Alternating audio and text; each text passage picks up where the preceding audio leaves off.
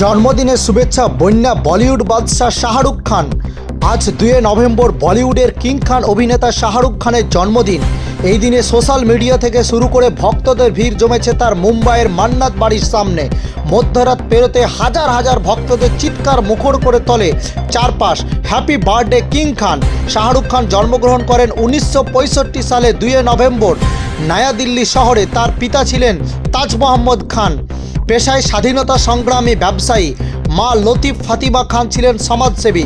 শিক্ষা জীবনে তিনি সেন্ট কলম্বো স্কুল থেকে পড়াশোনা শেষ করে ভর্তি হন হান্সরাজ কলেজে, দিল্লি বিশ্ববিদ্যালয়ে।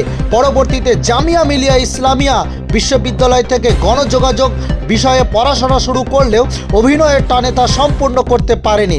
টেলিভিশনে ধারাবাহিক ফৌজি 1989 দিয়ে অভিনয় জীবনের সূচনা করেন শাহরুখ খান। তবে বলিউডে তার প্রবেশ ঘটে 1992 সালে দেওয়ানা চলচ্চিত্রের মাধ্যমে। তারপরে আর পিছনে ফিরে তাকাতে হয়নি কিং খানকে। বাজিগার, দিলওয়ালে দুলহানিয়া সব থেকে জনপ্রিয় সিনেমা, কাভি খুশি কাভি গম, চেন্নাই এক্সপ্রেস, পাঠান, জওয়ান প্রতিটি ছবি তাকে নিয়ে গেছে সাফল্য শিখরে।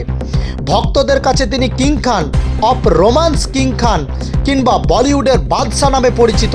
তার ঝুলিতে রয়েছে 14টি ফিল্মফেয়ার অ্যাওয়ার্ড, পদ্মশ্রী সম্মান, অসংখ্য আন্তর্জাতিক পুরস্কার। 1991 সালে শাহরুখ খান বিবাহ করেন গৌরী খানকে। তাদের 3 সন্তান রয়েছে, আরিয়ান, সুহানা, আব্রাহাম। গৌরী নিজে একজন সফল ইন্টেরিয়ার ডিজাইনার বা প্রযোজক।